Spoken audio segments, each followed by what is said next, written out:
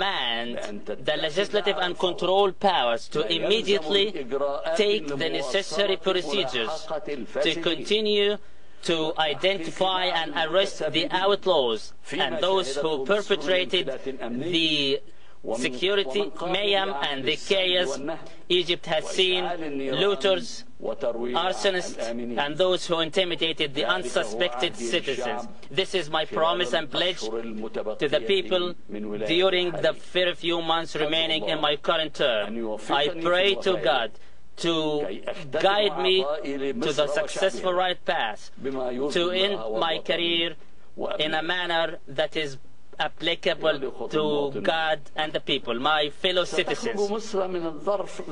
Egypt will brave through the current circumstances more strong, more confident, more coherent, and more harmonious. Our people will brave through the crisis, more cautious of what materializes their interests, more keen on to hold steadfast to their future.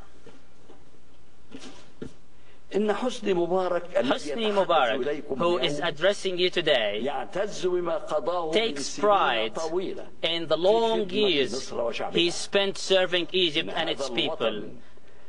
This dear and beloved homeland is my homeland, as it is the motherland of all the Egyptians, in which I lived and for which I fought. I defended its soil, sovereignty and interest, and I will die on the soil of Egypt, and I will be judged by history for my merits and demerits. Homeland will live on. People will not.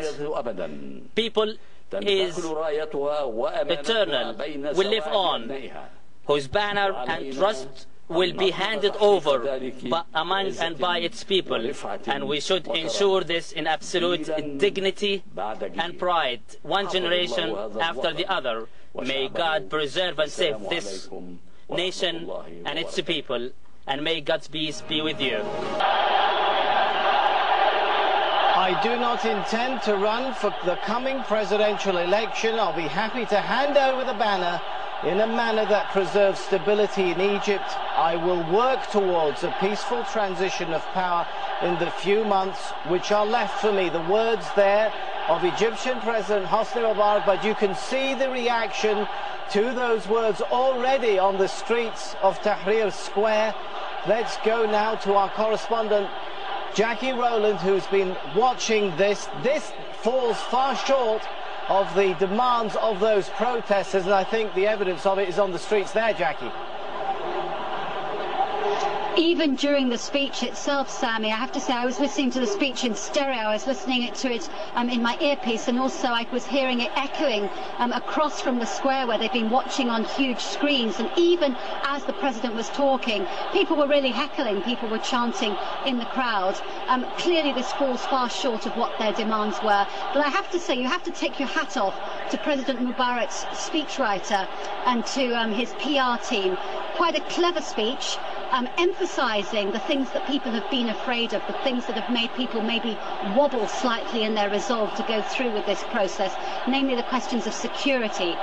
He emphasised, he said, how looters and arsonists had taken advantage of the situation. He spoke a lot about security, mayhem and chaos, really playing on this spectre of anarchy which has been stalking the streets of Cairo, certainly, and other cities ever since the police disappeared from view after the violence of last Friday.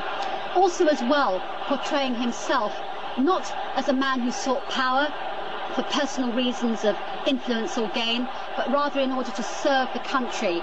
He spoke about serving the country in times of war and peace. He spoke about a huge burden that he'd been carrying on his shoulders.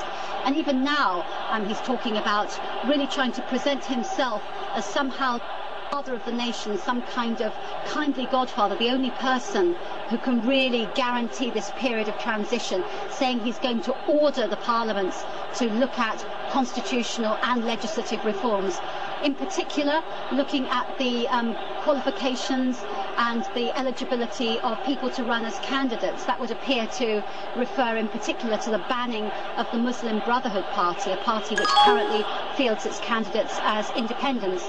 Also repeating again that offer that we heard from his Vice President Omar Suleiman just 24 hours ago to look again at the complaints of electoral fraud in those parliamentary elections back in November.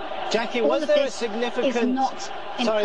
was there also a significant point in his speech when he said, "I will die on the soil of Egypt that I fought to defend, and I'll be judged by history"? Is there a message here that I'm not going to run away like perhaps the president of Tunisia did?